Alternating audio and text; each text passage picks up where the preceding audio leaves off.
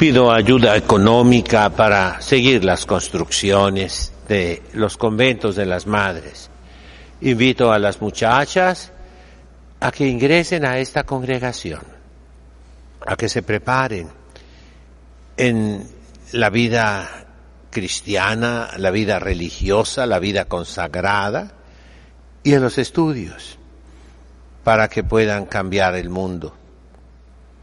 A los cardenales, arzobispos, obispos y sacerdotes les pido que obedezcan al misal con el cual celebran la misa, donde indica clarísimamente que deben celebrar la Santa Misa de espaldas al pueblo. De ahí comenzó el desorden que llevó a la destrucción de la Iglesia. De ahí tiene que comenzar la reconstrucción de la Iglesia. Hoy estamos en el jueves de Pasión. Las lecturas de la liturgia tradicional nos hablan de el pecado, que es la causa de los castigos de Dios. ¿En qué consistió el castigo para el pueblo de Israel? En la dispersión, en la destrucción, en que vino a ser la nación más pequeña entre todas las demás naciones.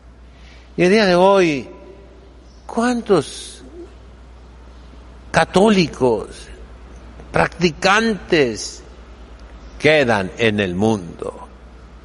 Muy pocos, mis hermanos. Son millones los que se dicen católicos, pero que se confiesen bien, que comulguen bien, con el alma limpia, habiéndose confesado, que bauticen a sus niños recién nacidos, que les pongan nombres cristianos, que tengan sus hijos confirmados, que sus hijos vayan a misa con ellos, que sean familias bien integradas, casadas por la Iglesia, que vivan la doctrina de nuestro Señor Jesucristo, son poquísimos.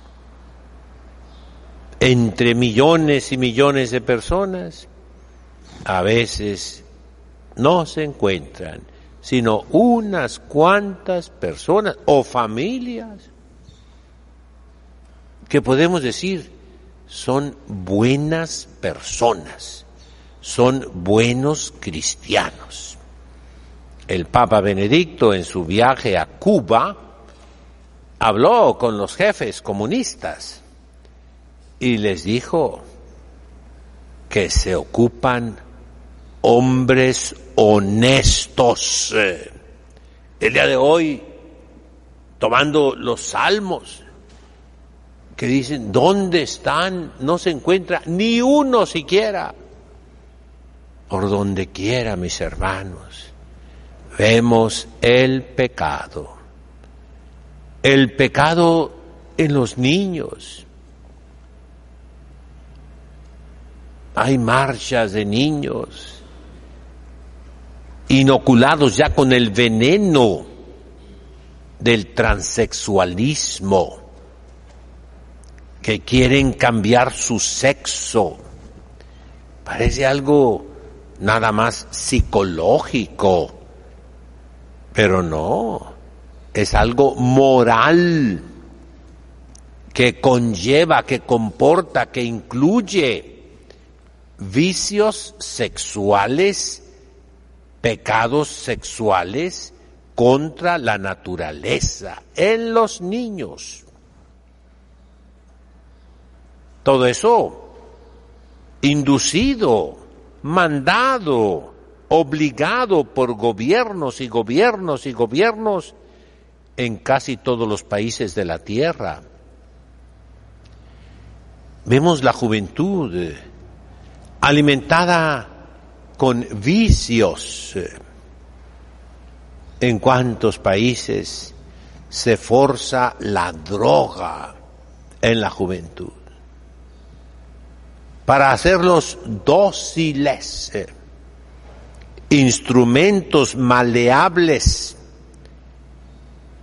para la tiranía que se está imponiendo en todas partes, para el absolutismo, para la dictadura, en todos los ambientes. El pecado de los adultos, manchados en sus conciencias, sucios en sus costumbres, alejados de Dios, que viven para las cosas de la tierra, para el propio yo, y repito, instrumentos tontos, dice la Sagrada Escritura, en número infinito. Dirán los malvados históricamente, tontos necesarios, insensatos útiles para esa tiranía que la vemos ya en todos los países del mundo. El control absoluto del ser humano, del individuo, que queda indefenso ante el Estado. Castigo de Dios por nuestros pecados. Así es la oración de Azarías en el capítulo 3 del libro de Daniel. ¿Y qué hace? Oración que pide misericordia, que pide perdón. Como la pecadora del Evangelio, que no se atrevió a decir ni una palabra. Simplemente llegó, abrazó los pies de Jesús, los bañó con sus lágrimas, los cubrió de besos, los secó con sus cabellos y derramó el perfume costosísimo sobre los pies de nuestro Señor Jesucristo. Él dirá después en otro de los evangelios, ¿verdad? Es para mi sepultura, déjenla. Mucho amó, mucho se le perdonó. En otros evangelios dice, ya no vuelvas a pecar, pero tus pecados te son perdonados. Ahí está el remedio para el mundo de hoy, el remedio para la iglesia, para nosotros los pastores. ¿Por qué ha desaparecido la iglesia, mis hermanos? ¿Por qué se ha acabado en el mundo entero? Por nuestros pecados. ¿Qué debemos hacer? Lo que hace esa mujer, lo que hace Azarías, suplicar con lágrimas, con amor inmenso, que Dios nos perdone. Esa es la Semana Santa. ¿Cuál es el canto que hemos estado repitiendo toda la Cuaresma? Perdono, Dios mío, perdone, indulgencia, perdón y clemencia, perdón y piedad. Suplicamos piedad, clemencia, indulgencia a Dios. Ese es el remedio. Oración de penitencia, de súplica, de propiciación. La Iglesia tomó las palabras de Azarías y las puso al final del ofertorio tradicional, Hablo de la liturgia tradicional, que es la regla de la fe. La liturgia nueva es regla de la fe siempre y cuando repita la liturgia tradicional, si no, no. Por sentido común, piénselo. Si alguno se precia de teólogo, de liturgista piense lo que le estoy diciendo. El rito nuevo, el Novus Ordo Missae, es regla de fe, en tanto que, en la medida que, siempre y cuando repita el orden tradicional.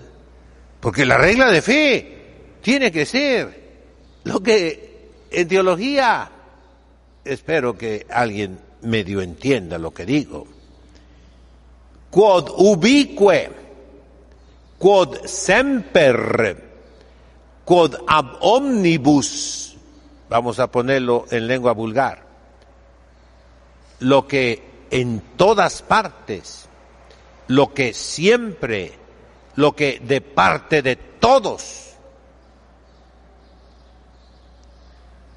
se hizo en la iglesia. Si hay novedades, no pueden ser regla de fe. No pueden ser.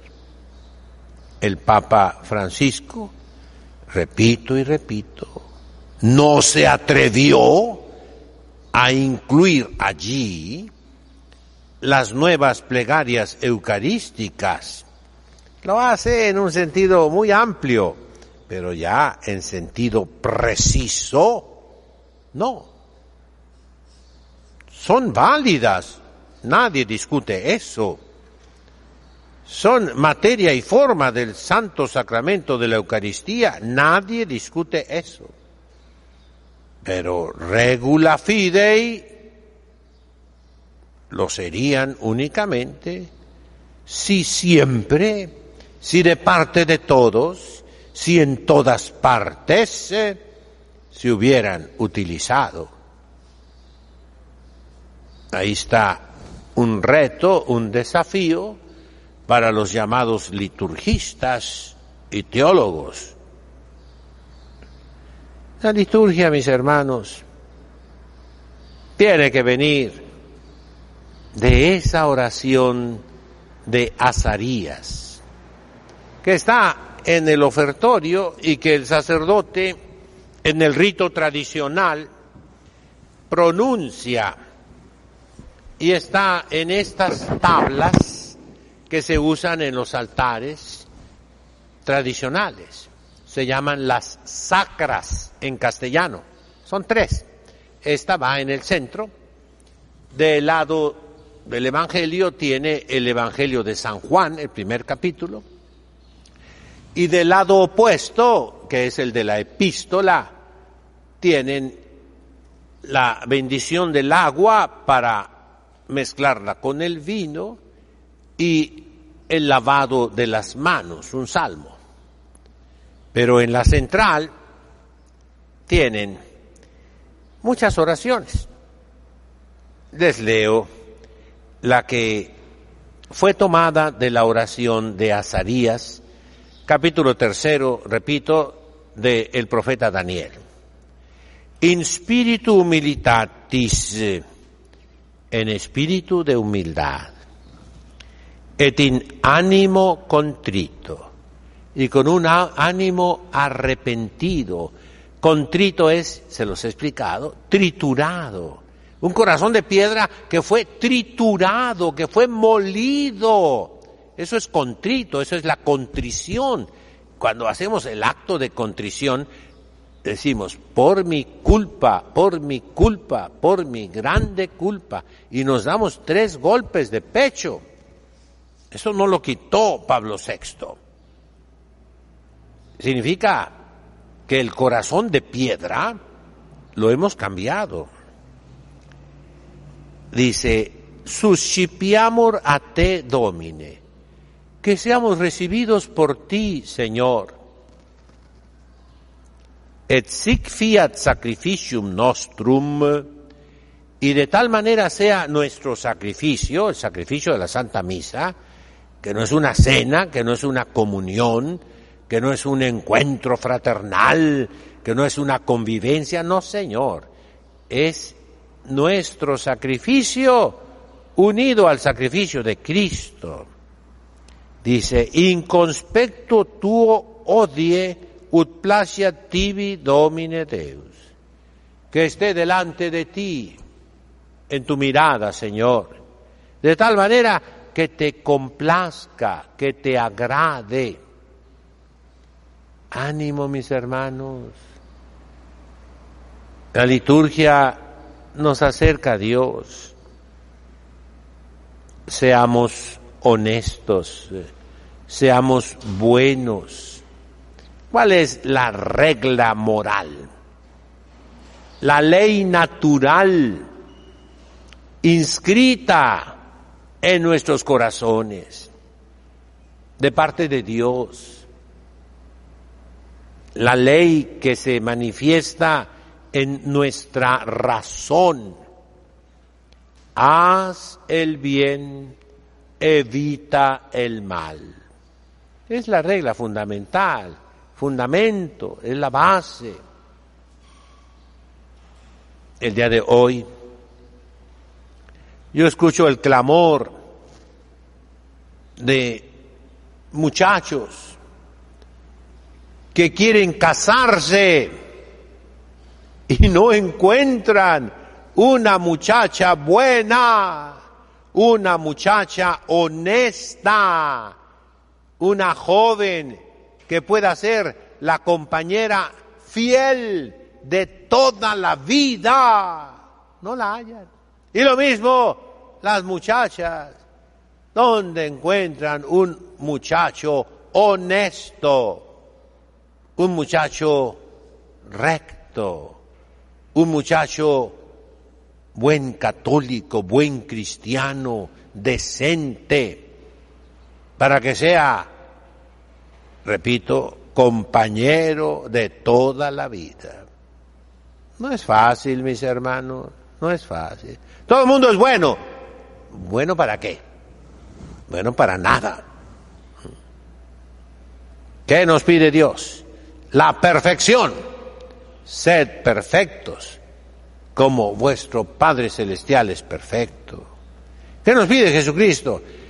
Que sean luz del mundo, que sean sal de la tierra, que viendo vuestras obras buenas, glorifiquen a vuestro Padre que está en los cielos. Eso debemos de decirlo de todos los sacerdotes, de todas las religiosas, de todos los cristianos. Pero no se puede.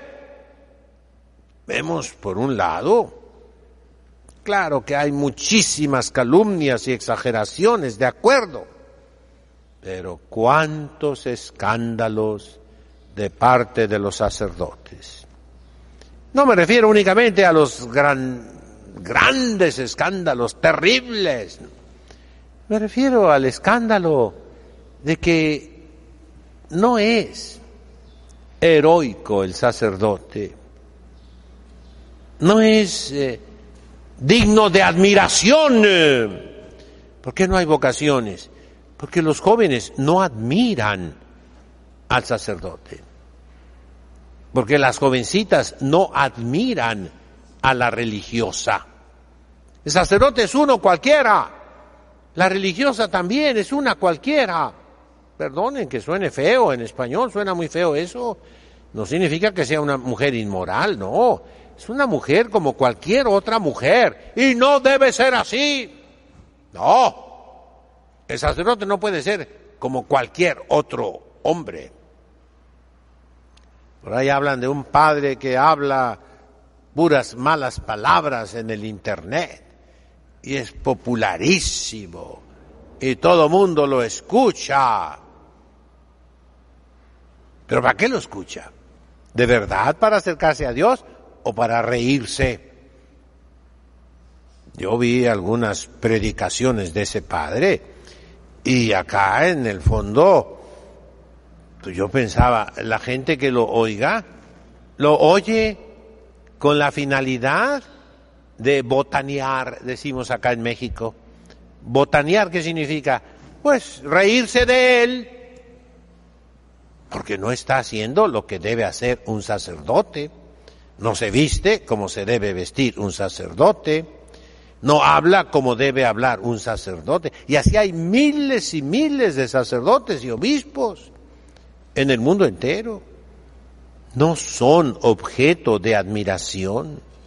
Sí, la gente se admira, o sea, se escandaliza, se desanima al verlos, se siente defraudada al ver ese tipo de consagrados a Dios. ¡Qué triste! No, mis hermanos. Nuestro Señor Jesucristo dice, toma tu cruz de cada día, renúnciate a ti mismo, ven y sígueme. El Papa Juan Pablo I, en una de las poquísimas intervenciones que tuvo, duró un mes de Papa, yo lo conocí personalmente, cuando él era obispo de Vittorio Veneto en el norte de Italia. Conocí a su cuñado, a su hermana. Él decía, el sacerdote debe ser pobre como Cristo, obediente como Cristo, casto como Cristo.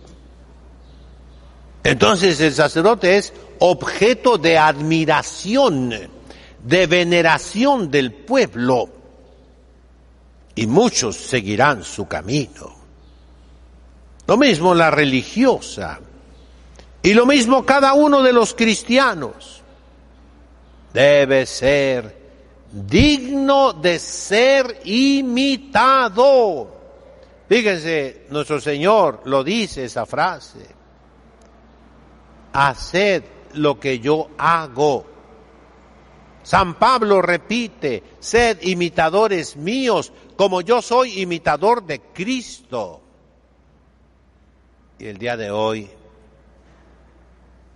el pecado entró en la Iglesia. Palabras del Papa Pablo VI, pero dichas con verdad. Satanás entró en la Iglesia y la está haciendo pedazos. Es el lobo en medio de las ovejas. Es el lobo vestido de oveja. Y los pastores han huido, han abandonado las ovejas. Uno de los correos que me llegaron en estos días, de personas que ven mis videos, me decía, en nuestra diócesis ya aumentaron a 5 años para los sacramentos, para la preparación de los sacramentos. ¿Quién va a poder, mis hermanos? Más de una carrera universitaria, más que para conseguir una profesión, simplemente para el bautismo, la confirmación, la primera comunión, 5 años, y el matrimonio también. Hay diócesis en el mundo, yo no estoy mintiendo, en que para casarse se ocupa 1 año de preparación. ¿Cuál es el resultado? El abandono de la Iglesia. Por tanto, requerimientos, condiciones burocráticos, trámites, documentos. No. Grita nuestro Señor Jesucristo a sus apóstoles. Diríamos hoy, a los sacerdotes de hoy, a los obispos de hoy, a los cardenales de hoy, a las conferencias episcopales de hoy. Dejad que los niños se acerquen a mí y no se lo impidáis. El Papa Santo del siglo pasado, San Pío X, ¿qué dice? Al llegar al uso de razón, Al niño le obligan los mandamientos de la Iglesia. Oír misa entera los domingos, confesarse, comulgar, le obligan. ¿No lo hace el niño? Peca. Pero no puede hacerlo porque hay impedimentos. Repito, regulaciones, reglamentos, requisitos, condiciones, burocratismo.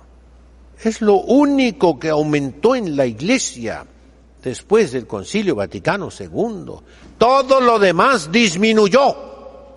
Se acabaron los bautismos, las confirmaciones, las primeras comuniones, los ofrecimientos de flores, se acabaron las confesiones, se acabaron las visitas a los enfermos, se acabaron los conventos, se acabaron los seminarios, se acabaron las iglesias. Lo único que aumentó y sigue aumentando son las regulaciones y los puestos burocráticos, no de apostolado como pide el Concilio Ecuménico Vaticano II, en Apostolicam Actuositatem, el documento de los laicos, no, sino de empleados que viven a costillas de la Iglesia, de empleados asalariados, pagados. Eso no quería el Concilio Ecuménico Vaticano II, no. Entonces, arrepintámonos como pueblo cristiano, arrepintámonos como iglesia, supliquemos perdón y corrijámonos. Démosle a nuestro Señor Jesucristo en su pasión el perfume que le complace. ¿Cuál es lo que a Él le agrada? Nuestro corazón contrito. Aquí está escrito y es la lectura de hoy. Un corazón triturado. Es la misma piedra, sí, pero molida de tal manera que queda mullida. El cemento es hecho por piedra y arcillas, ¿verdad? Metan ustedes la mano en un saco de cemento y van a ver que es blandito, se te escapa por entre los dedos. Igual que si metieras la mano en un costal de harina, igualito. Lo que era piedra se convierte en harina. Lo que era corazón lleno de pecados se convierte en el pan de vida de la Santísima Eucaristía. ¿De qué manera? Con el golpe de pecho que tritura la piedra y la hace como la harina. En nombre del Padre, del Hijo, del Espíritu Santo. Amén.